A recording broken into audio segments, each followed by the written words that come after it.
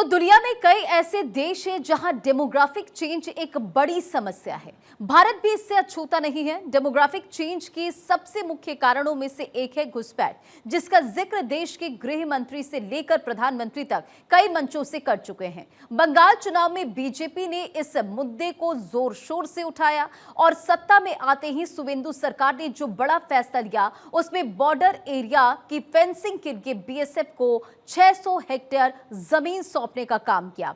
इसके साथ ही उन्होंने चिकन नेक की सुरक्षा के लिए केंद्र सरकार को 121 हेक्टेयर जमीन सौंप दी है, जिसका जिक्र खुद गृह मंत्री अमित शाह ने किया था। हमने चुनाव में कहा था,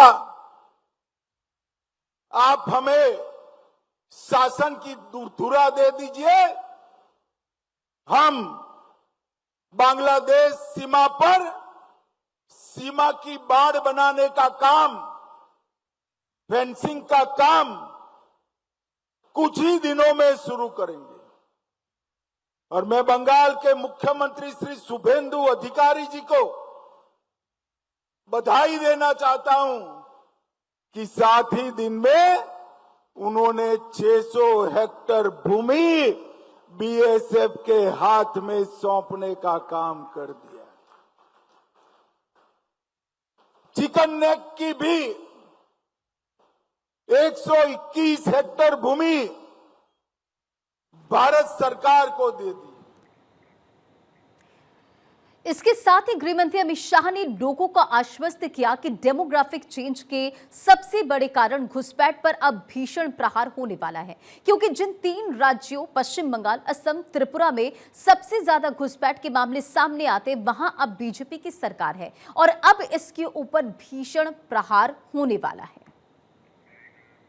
भारत सरकार ने ये तय किया है कि हम न केवल घुसपैठ को रोकेंगे, एक घुसपैठिए को चुन चुन कर देश के बाहर निकालेंगे और हमारी जनसांख्यिकी में अकृत्रिम बदलाव नहीं होने देंगे। ये जो जनसांख्यिकी का बदलाव करने का षड्यंत्र है, इसको सीमा सुरक्षा बल ने रोकना है। और आज मैं बड़ी शांति से, निश्चिंत मन से आपको कह रहा हूं कि अब त्रिपुरा, आसाम और पश्चिम बंगाल तीनों जगह ऐसी सरकारें हैं जो नीतिगत रूप से मानती है कि देश में घुसपैठ नहीं होनी चाहिए। अब सीमा सुरक्षा बल की जिम्मेदारी है कि हम न केवल सीमाओं की सुरक्षा करें, गांव के पटवारी के साथ हमारा संवाद होना चाहिए, गांव के थाने के साथ हमारा संवाद होना चाहिए, डिस्ट्रिक्ट के कलेक्टर के साथ, डीडीओ के साथ, डिस्ट्रिक्ट एसपी के साथ हमारा संवाद होना चाहिए।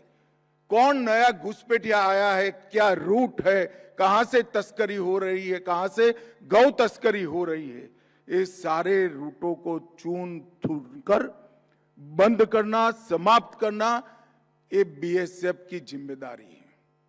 आने वाले दिनों में तीनों राज्यों के मुख्यमंत्रियों के साथ गृह मंत्रालय में हम एक बैठक भी करने वाले हैं और घुसपैठ की दृष्टि से एक मजबूत सुरक्षा ग्रिड हम बनाने वाले हैं।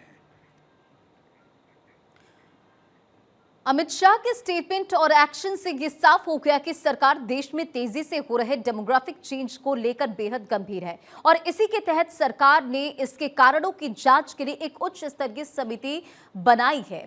केंद्रीय गृह मंत्री अमित शाह ने इस समिति के गठन की घोषणा की और इस कमेटी का काम डेमोग्राफिक चेंज की वजह, उसका असर और इसकी नेचर पर रिसर्च करना होगा। देखिए, स्टडी के बाद कमेटी ऐसे उपाय भी सुझाएगी जिसकी मदद से इस समस्या का हल निकाला जा सके। और अमित शाह ने इसे लेकर एक्स पर एक पोस्ट भी शेयर किया और कहा कि घुसपैठ और अन्य कारण किसी भी राष्ट्र के वर्तमान और भविष्य के लिए एक चुनौती है। तो अमित शाह की तरफ से इन तमाम बातों का जिक्र किया गया और आप देखिए, लगातार अमित शाह इसे लेकर एक्शन मोड में नजर आए। इनफैक्ट उन्होंने कई बड़ी बैठक की। इस बैठक के जरिए उन्होंने एक कमेटी भी बनाई है और ये कमेटी जो कि पूरी तरह से अब एक्शन मोड में आने वाली है। देखिए, इसी कमेटी का जिक्र करते, इस कमेटी का का अध्यक्ष रिटायर्ड जज प्रकाश प्रभाकर और नावलेकर को बनाया गया है। इसका सदस्य जो है वो सचिव, गृह मंत्रालय के संयुक्त सचिव होंगे। इसके मेंबर्स की अगर बात करें तो इसमें रिटायर्ड आईएएस दुर्गा शंकर मिश्र, बालाजी श्रीवास्तव और retired IPS doctor Shamika Ravi इसमें शामिल रहेंगे। समिति के पास अधिकार क्या है, अब इसे भी आप समझिए। अधिकार होगा कि वो जरूरत पड़ने पर दूसरे एक्सपर्ट या एजेंसियों का जो नाम है वो आगे बढ़ा सकती है। कमेटी के पास ये अधिकार भी होगा कि वो जरूरत पड़ने पर यानी कि लोकल बॉडी, सुरक्षा एजेंसी के साथ साथ सामाजिक और शैक्षणिक संस्थानों को भी अपनी सलाह दे सकती है। ये समिति अवैध अप्रवासन और अन्य अप्राकृतिक कारणों से होने वाले जनसांख्यिकी के परिवर्तनों का व्यापक मूल्यांकन भी करेगी। ये धार्मिक और सामाजिक समुदायों के स्तर पर असामान्य जनसंख्या बदलाव के पैटर्न का विश्लेषण भी करेगी। अब डेमोग्राफिक चेंज का असर क्या है, इसे भी समझिए। देखिए, देश की सुरक्षा के लिए खतरा, आम आदमी को जो योजनाएं मिलती है उन योजनाओं पर, राज्यों और जिला के स्थानीय शासन पर, देश के संसाधनों के वितरण पर, ये तमाम वो खतरा है। सामाजिक एकता पर भी इसका असर पड़ेगा। अब आप ये भी समझिए कि बॉर्डर एरिया में ज्यादा असर, यानी कि देश की डेमोग्राफी में सबसे ज्यादा जो बदलाव है वो अंतर्राष्ट्रीय बॉर्डर से सटे जिलों में नजर आ रहे हैं। हालांकि इसका जो असर है अब शहरी इलाकों, बिजनेस क्षेत्रों और आदिवासी इलाकों में भी फैल गया है। देश के कई संवेदनशील स्थानों को ये डेमोग्राफिक चेंज और आर्थिक सामाजिक रूप से प्रभावित भी कर रही है। और पूर्व डीजीपी एके जैन हमारे साथ जुड़ चुके इस पर बातचीत करने के लिए। सर, घुसपैठ की वजह से हम लगातार देख रहे हैं कि डेमोग्राफिक बदलाव आ रहा है, लेकिन ग्राउंड पर, हालांकि अब सरकार एक्शन मोड में है, कमेटी गठित कर दी गई है, लेकिन ग्राउंड पर क्या चुनौतियां आती हैं? ग्राउंड पे जो चुनौतियां हैं वो हैं चिन्हित करना, पेपर्स को चेक करना, कहाँ पर रह रहे हैं, और जब एक बार कंफर्म हो जाए कि ये देश के वोटर नहीं हैं, इनका नाम वोटर लिस्ट में नहीं है, ये हमारे देश के रहने वाले नहीं हैं, बांग्लादेशी हैं, तो उनको पिकअप करना और उनको डिटेंशन सेंटर्स में डालना। शुभेंदु अधिकारी जी ने बिल्कुल सही स्टेप लिया है कि अब आप कोर्ट में केसेस नहीं चलाएंगे, उनको बीएसएफ को हैंडओवर करेंगे और बीएसएफ को हैंडओवर करके और बीएसएफ से कहा जाएगा कि कोऑर्डिनेट करके उनको बांग्लादेश के अंदर एंट्री दिलाएं। डिटेंशन सेंटर जो बने हैं मालदा, मुर्शिदाबाद में, उनका काफ़ी भय है जो ये इलीगल इमिग्रेंट्स हैं उनके मन में। और जो पहले बड़े पैमाने पर घुसपैठ हो रही थी, अब वो घुसपैठ रुकी है। जो बॉर्डर पे अब फेंसिंग का काम तेजी से शुरू होगा, ज़मीनें सब हैंडओवर कर दी गई हैं और बीएसएफ का काम है आगे कि वहाँ पर जो है वो फेंसिंग करे, जिससे कि जो इलीगल इमिग्रेंट्स एंटर कर जाते थे उस पर सख्ती से रोक लग सके। चिकन नेक के बारे में जैसा होम मिनिस्टर साहब ने कहा, चिकन नेक बड़ा इंपॉर्टेंट एरिया है, उसकी वहाँ पे आर्मी का एस्टेब्लिशमेंट बहुत बड़ा बन रहा है, वहाँ पर बीएसएफ का एस्टेब्लिशमेंट, किस तरीके से वहाँ की सुरक्षा को मजबूत करना है जिससे कि किसी के कोई नापाक इरादे हो कि चिकन नेक को काट देंगे तो पूर्वोत्तर राज्य सब अलग हो जाएंगे। तो ये सब जो स्टेप्स लिए जा रहे हैं ये सभी महत्वपूर्ण हैं।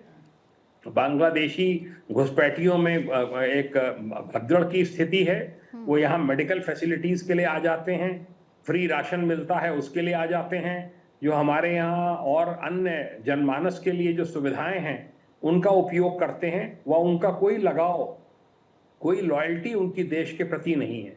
उनकी लॉयल्टी केवल उन लोगों के प्रति होती है जो उनके फर्जी राशन कार्ड बनवाते हैं, आधार कार्ड बनवाते हैं, वोटर कार्ड बनवाते हैं, उनके प्रति उनका लगाव रहता है।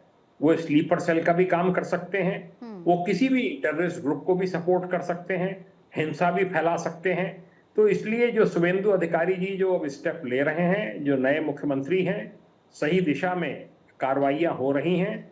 इसका एक प्रभाव है, पूरा बॉर्डर इलाकों पर भी प्रभाव है और घुसपैठ रुकेगी, और जो यहाँ से कुछ घुसपैठिए हैं लेकिन सर उसका एक सपोर्ट। सच्चाई तो ये भी है कि जो घुसपैठिए आते हैं जिनके वजह से डेमोग्राफिक चेंज होता है, वो घुसपैठिए लोकल सपोर्ट के बिना बहुत देर तक छिप नहीं सकते। और ये भी एक कहीं ना कहीं बहुत बड़ी चुनौती होती है। उन्हें तमाम तरह के जो डॉक्यूमेंट्स होते हैं, वोटर आईडी कार्ड, आधार कार्ड, जो भी आईडी कार्ड्स होते हैं, तो ये सिंडिकेट को खत्म करना भी बहुत महत्वपूर्ण हो जाता है पुलिस के मद्देनजर।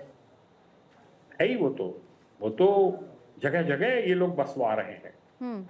हर पॉलिटिकल पार्टी आज की तारीख में मेरी निगाह में बीजेपी को छोड़कर चाहती है कि बाहरी लोग आकर बसें, उनके वोटर कार्ड बने, जिससे कि वो उनके डेडिकेटेड वोटर बन सकें, उनके कहने पे बूथ कैप्चरिंग कर सकें, उनके कहने पर हिंसा कर सकें, उनको वोट डालें और लोगों का वोट डलवाएं, और जो बाकी उस क्षेत्र में रहने वाले कानून पसंद लोग हैं उनको वोट ना डालने दें।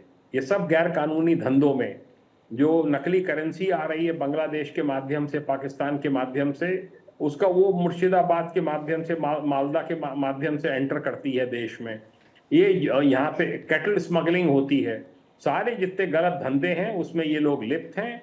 सख्त कार्रवाई होनी चाहिए। जैसी कार्रवाई सख्त शुरू होगी, आप पाएंगे कि अपराध की दर, जो वहां पे क्राइम है, वो सब कम हो जाएगा।